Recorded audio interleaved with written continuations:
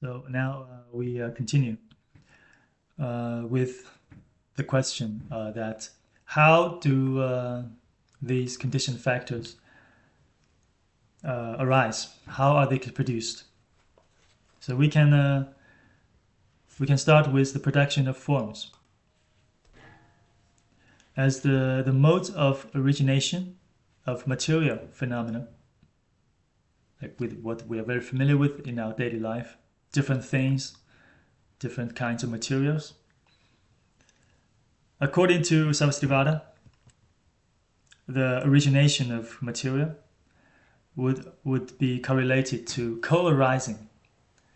It is due to co-arising of at least 8 particles in the same time. For example, sunlight dust in the desire realm that is not involving sound or any sense faculty, just a sunlight dust or any kind of dust like that. It will be produced due to co-arising of these 8 particles, namely the 4 primary elements, the earth, the water, the fire, and the wind, plus 4 derivative material elements, which are produced from the primary elements, and they are the visible form, odor, taste, and tangible. So that means a sunlight dust will be produced by co-arising of the earth, the water, the fire, the wind, the visible form, the odor, the taste, and the tangible. So here, of course, when we take this example, sunlight dust, it is maybe one of the smallest particle we can, or smallest material we can, our eyes can see or sense. But it is not, of course, it is not the smallest unit of forms. It is not the Paramanu. And we need to know that here it says 8 particles necessarily arise together, and they are indivisible, according to Sarvastivada, of course. But if, for example, if one is newly reborn in the desire realm, and in the womb, in his mother's womb, for example, then in the beginning, only body sense faculty, right? Because he or she has not yet developed the eye, the ear, the nose, or the tongue. So now, then we would say that with the presence of body sense faculty, we should say that 9 particles would co-arise at the same time. So that's the 8 of these plus the kind of particle of the body sense faculty. And later, with development of eye, ear, nose, and tongue, then more types of particles will arise as well. This is the view. This is the view of Sarvastivada. But according to Sautrantika, they have a different view. They would say that these 4 primary elements, from the earth to the wind, they are more like functions. They don't have real entities. And it is not always necessary for 8 particles to co-arise. For example, there are some kinds of illumination that we can see it. It has visible form, but it is without odor or any taste or tangible. Another example could be that a wind may have sound. We say that we hear the wind, the sound of the wind. And it may also have tangibles, like the wind make us feel comfortable or not comfortable. But the wind is not necessary to have visible form or an odor or a taste. So according to Sautrantika, it's not always necessary for these 8 or more particles to co-arise. And also when we say 8 particles, it applies to the desire realm, to Kamadhatu. Because if it goes to Rupa Dhatu, they don't have odor, they don't have taste.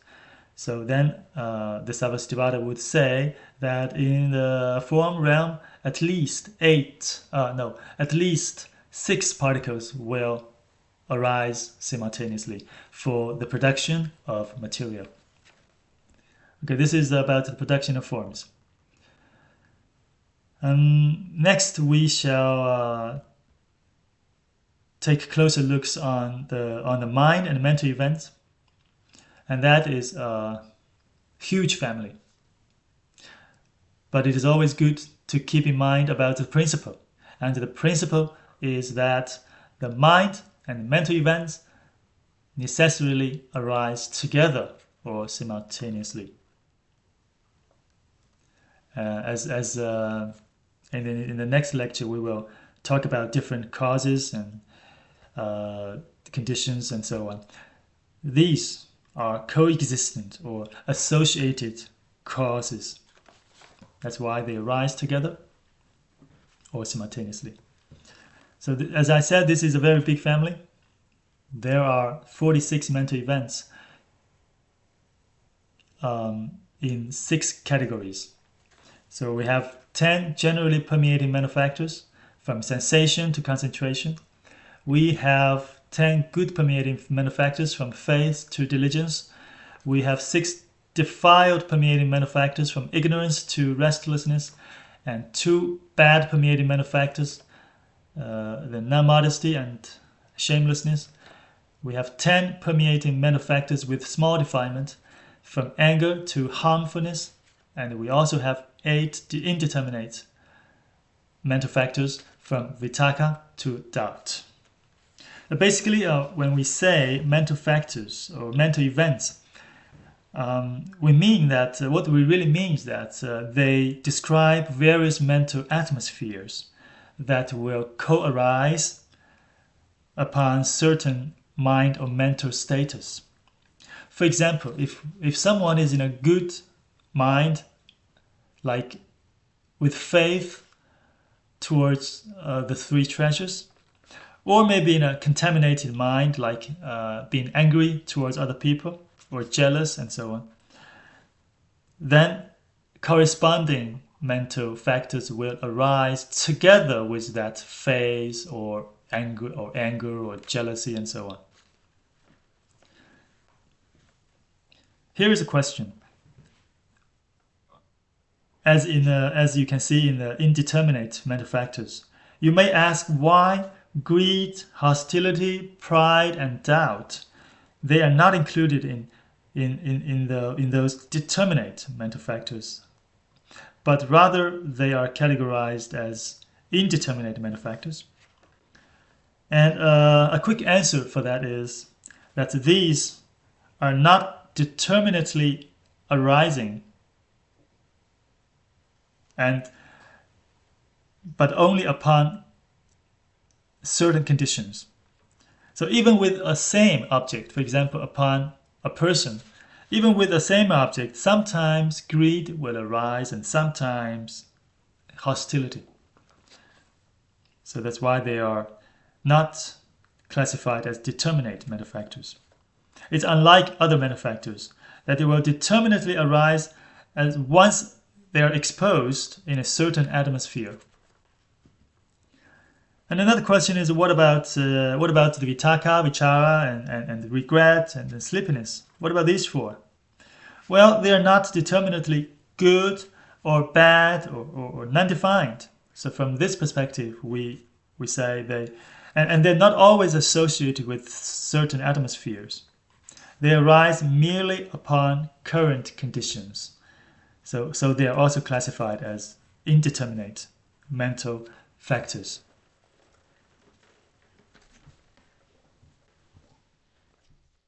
Now let's go through these mental factors or events one by one.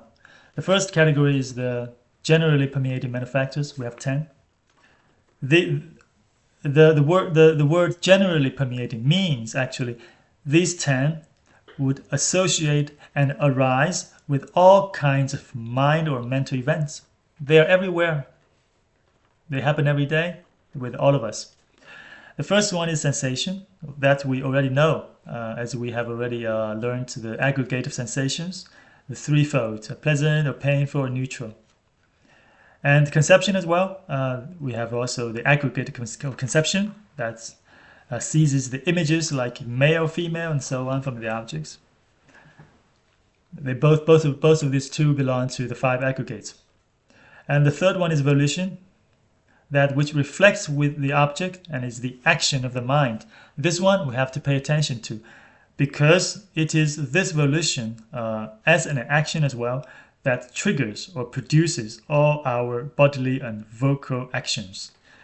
It is the driving force behind all our bodily or vocal actions. So it is very important indeed. And we will discuss more about different actions in chapter 4. Next one is inclination. It's the desire for action. So like we would say that someone is inclined to do something with a desire behind.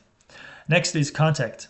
It arises when the sense faculty, the object, and the consciousness encounter.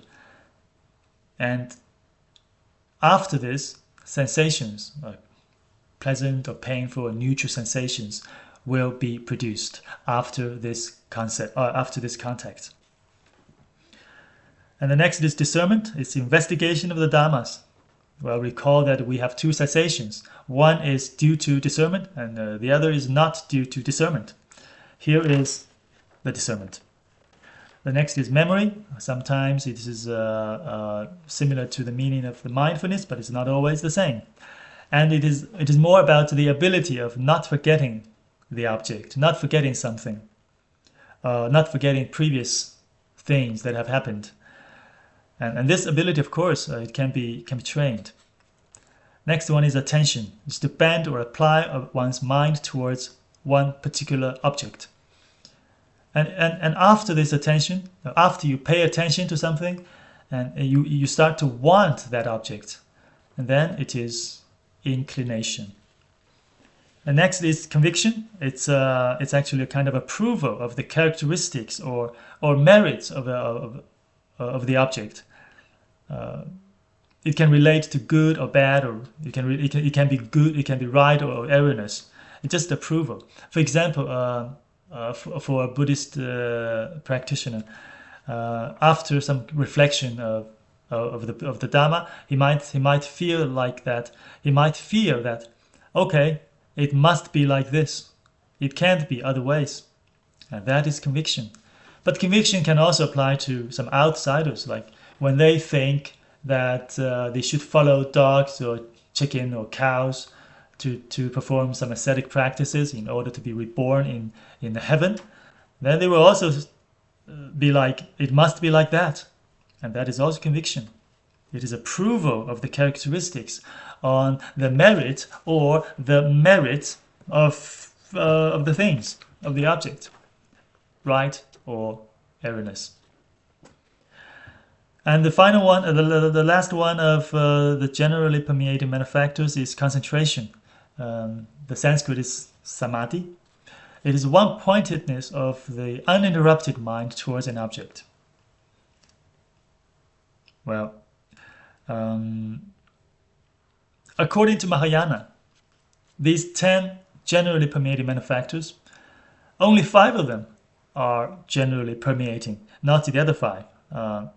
The Mahayana school thinks that sensation, conception, volition, contact, and memory, these 5 are generally permeating. But for now, let's just stick to these 10.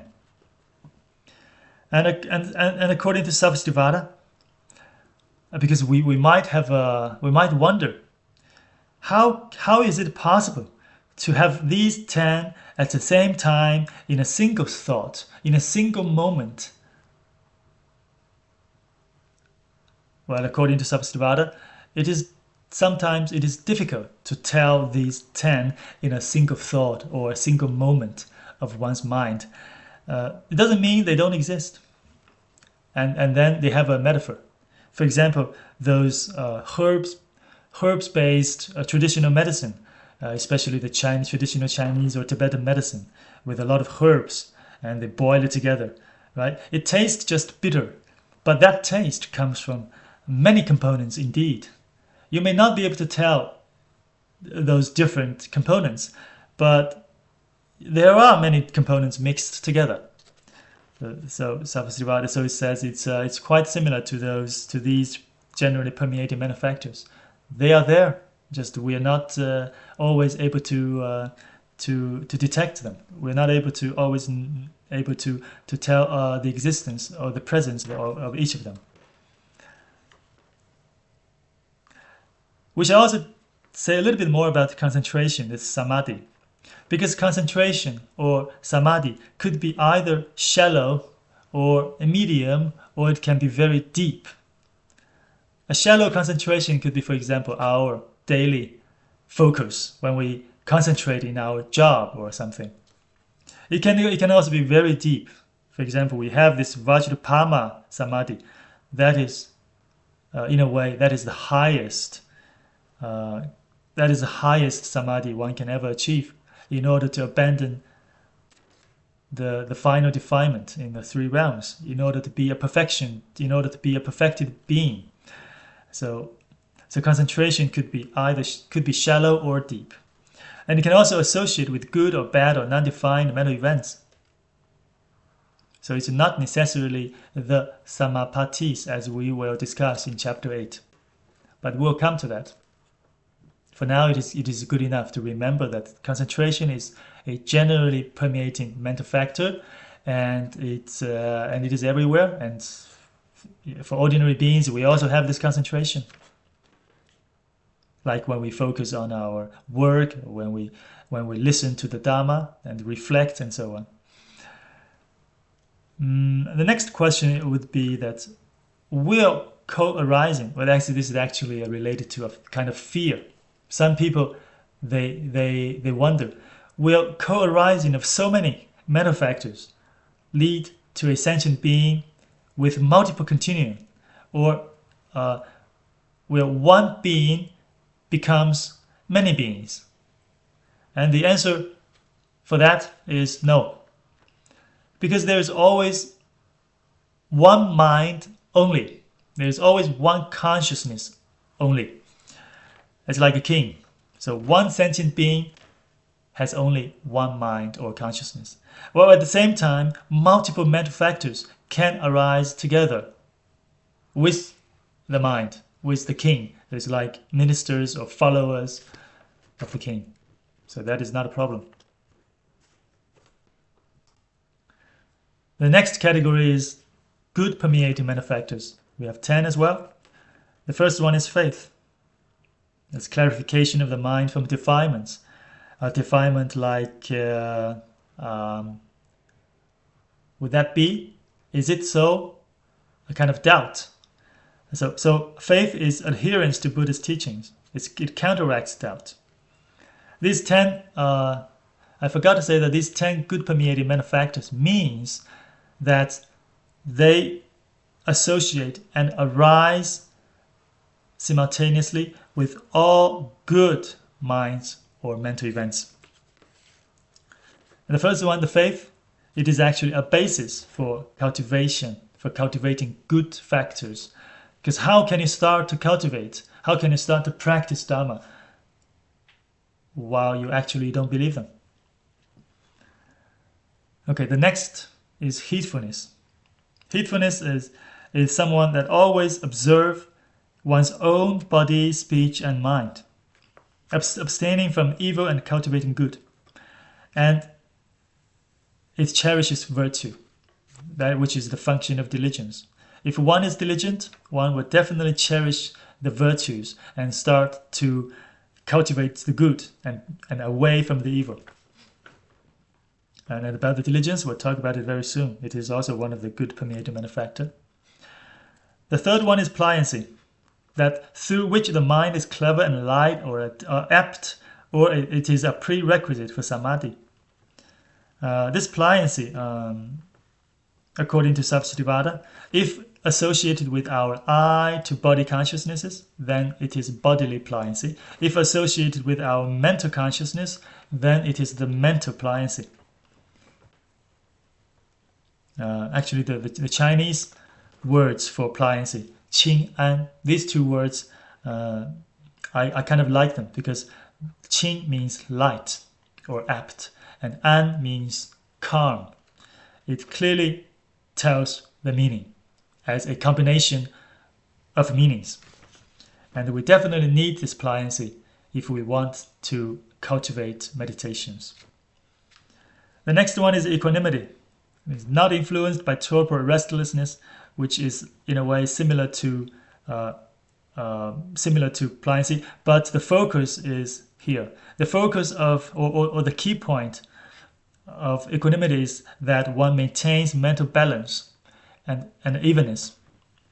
With this evenness, one is able, or should I say that only with this kind of equanimity or evenness can it be possible for one to cultivate the compassion towards at the same level towards his family and close friends and enemies.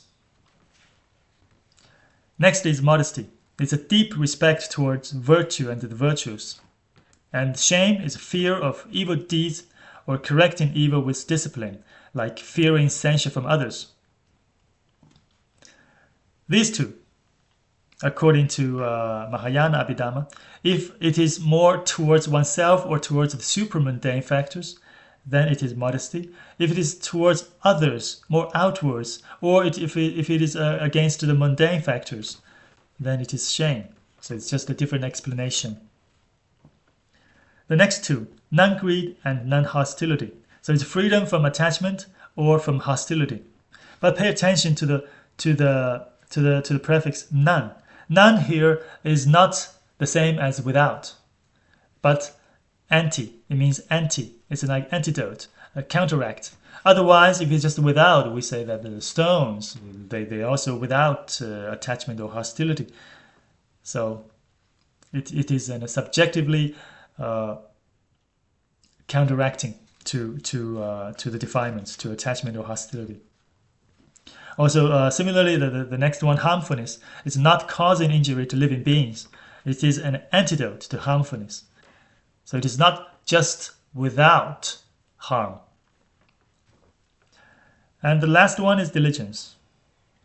But pay attention to the definition. Diligence is a joy in good dhammas. It's vigorous and courageous in nature.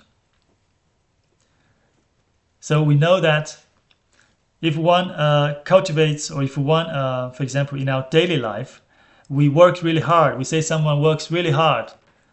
Is that diligence?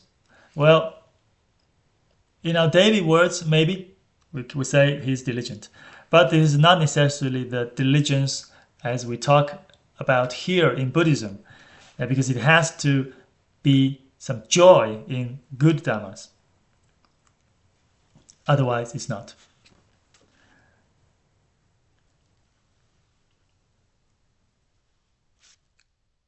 And according to Samgabhadra, this diligence, it correlates with the 4 right efforts, which is included in the 37 factors conducive to enlightenment. And we shall discuss about it in chapter 6. The 4 right efforts, they are diligence in nature. Like for those good actions that have not arisen, make them arise. For those good actions that have arisen, make them grow. For those bad actions that have not arisen, prevent them from arising. And for those bad actions that have already arisen, destroy them. Stop them. These are all diligence. The next category of mental events are the 6 defiled permeating mental factors. And that meaning they associate and arise with all defiled minds. First one, ignorance, meaning someone does not understand the principles of the karmic causes and effects and the related truth. Next one is idleness. It is the opposite of heedfulness. Failing to cultivate good dhammas, or abstaining, or stay away from the evil. And disbelief is that's the opposite of faith. They don't believe in the virtues or the qualities, or the good qualities, of course. And then non-diligence. This disbelief, actually, according to Samgabhadra, is a uniform outflow of false views. One has false views, then he will not believe in the good dhammas or the good virtues. Next is non-diligence. Well, that's the opposite of diligence. There's no joy in good dhammas. Maybe instead joy in sleeping or self-indulgence or cultivating the evil.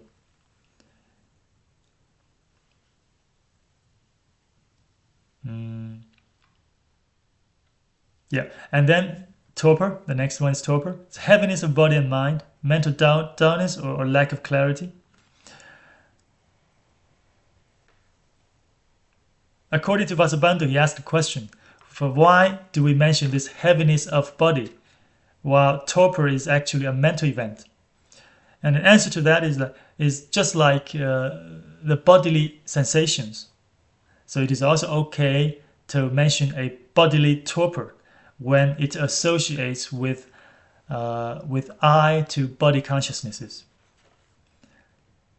The last one is restlessness. It's a dispersal of body and mind outwards, non-calmness of the mind. As Master Pu Guan said, here it emphasized mind, but it also involves non-calmness of the mental events. So we have 4 factors that would nourish one's restlessness, will make their mind goes everywhere. For example, when one think about one's family or relatives, or think about one's country or homeland, or think about the immortals, or think about one's former experiences, well, that will be mentioned again in chapter 5 when we talk about the 5 hindrances. But here is the thing, here is some advice. If we find ourselves in torpor or we find our mind restless, we can reflect on Buddha's virtues and unique qualities when we are in torpor. Or we can reflect on the sufferings of the miserable destinies, on the sufferings of the hell beings, the hungry ghosts or the animals when our mind is restless. And that would help. And we also here, I would like to say that there is actually a kind of relation or kind of cause and effect or maybe entity and function between non-diligence and idleness.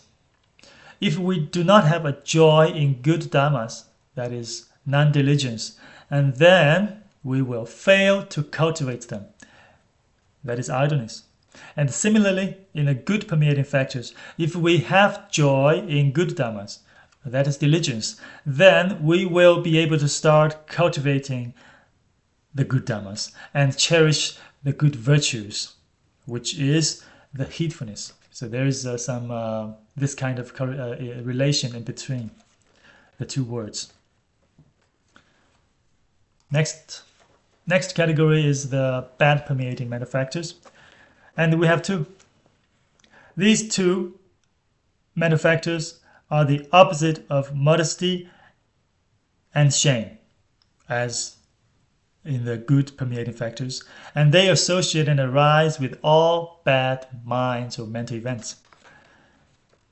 So the non-modesty means feeling no wrong for evil actions and having no respect for virtues, while shamelessness meaning that not caring others' censure or no fear of committing evil karma. If you tell them, okay, you do this, you might have some terrible retribution in those miserable planes. They would tell you that they don't care, and that's shameless.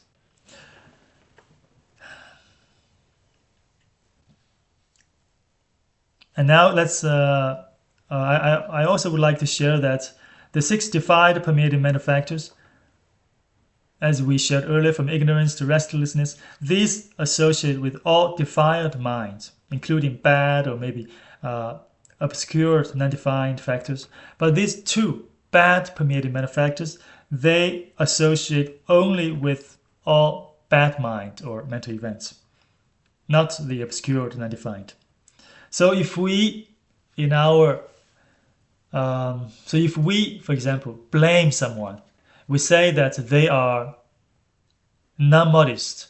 If we say that they are shameless, so that is really a very serious accuse.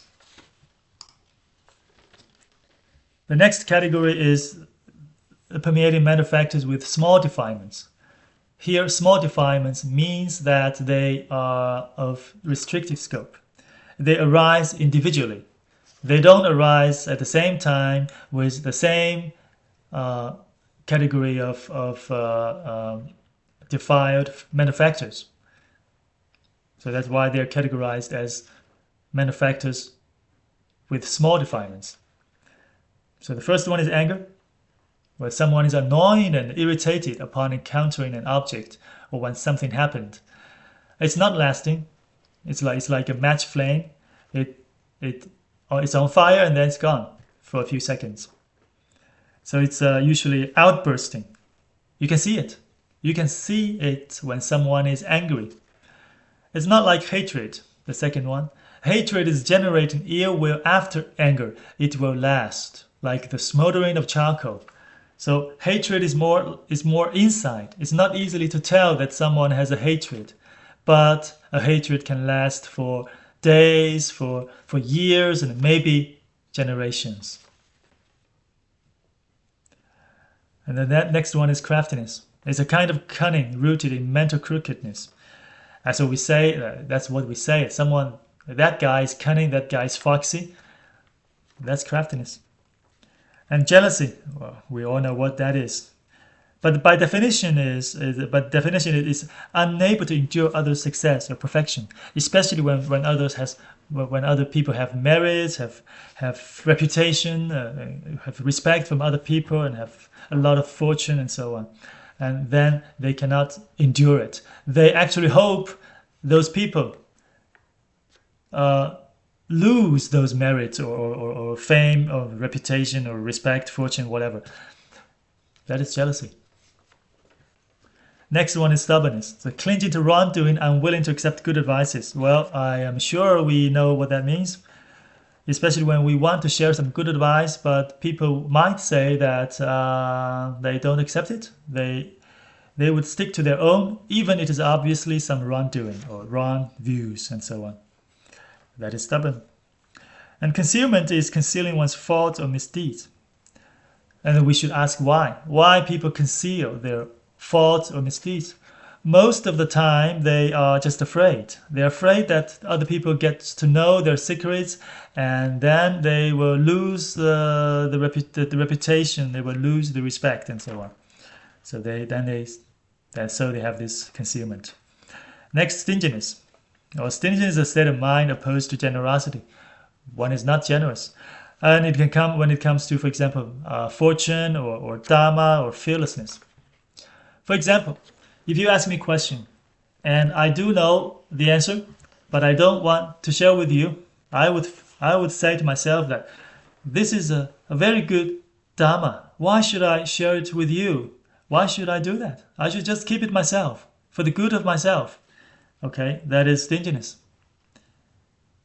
And it doesn't have it doesn't have to be a dharma inside the Buddhism dharma. It doesn't have to be the Buddha's teachings. It can be any kind of mundane knowledge as well. Next one is deception, and that is faking virtues to seek gain or honor, or especially when someone wants to seek fortune or good reputation, or they might fake virtues that they don't really possess. Next one is conceit. It's considering oneself superior or pride. It's a prideful self-inflation. There is a slight difference between conceit and pride. Because when we say pride, usually we compare ourselves with other people. I am better than you. I am superior than you. But here the conceit is more focused on one's own qualities. For example, one's own taste or caste or family or fortune or appearance. For example, I was born in a high caste. I was born in a noble family. I have a lot of fortune, or I am really good looking, and so on. It has nothing to do with other people. Just someone feel really good, extremely good with oneself. So that is conceit. Harmfulness, the last one, is intentionally causing suffering to others, such as through physical abuse. So the key thing here is that it is intentionally, it is intentionally causing suffering, yes. And of course, it is not limited to physical abuse.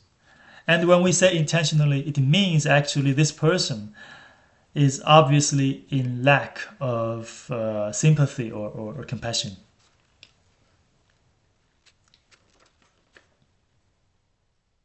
Okay, these are the 10 permeating mental factors with small defilements. Vasubandhu said they are called small defilements because, for example, they are only to be abandoned by the path of cultivation, not by the path of vision, because they are trivial, they are hard to be abandoned. And they are only associated with the mental consciousness. It has nothing to do with our eye to body consciousnesses. And then they're only associated with ignorance, not other defilements, and they only arise individually, not altogether. They arise one in a time. The last category of mental events are the indeterminate mental factors, and we have 8 here.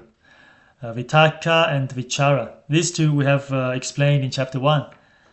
And the next one is regret.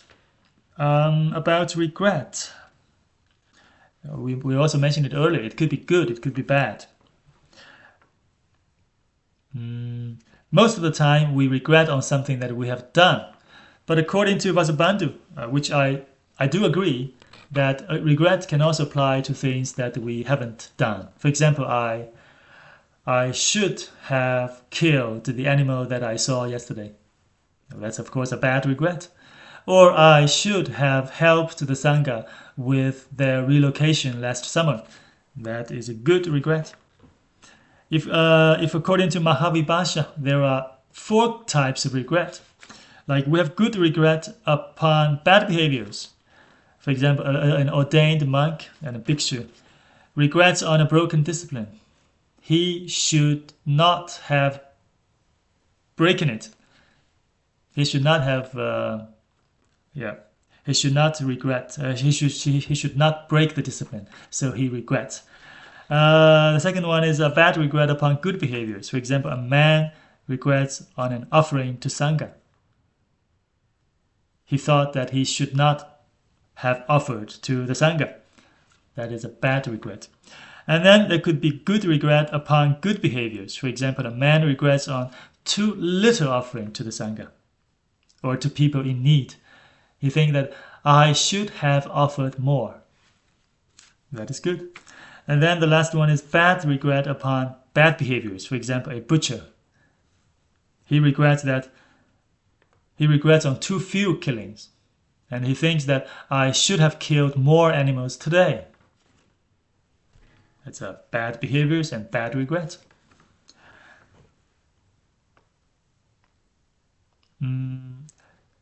Mental factors like regret or sleepiness. And all bad factors actually, they don't exist in Rupa Dhatu and Arupa Dhatu. For example, from the first dhyana and all the way above.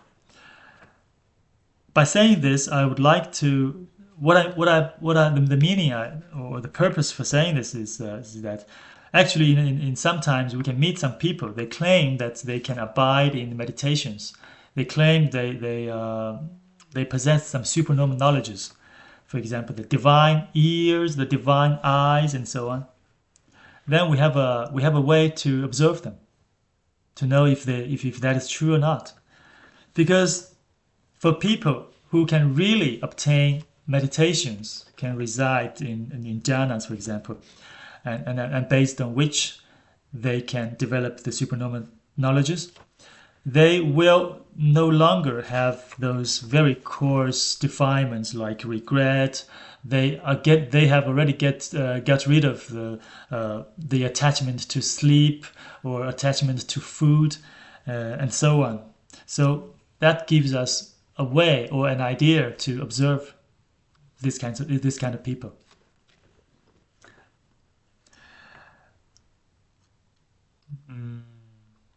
Yes.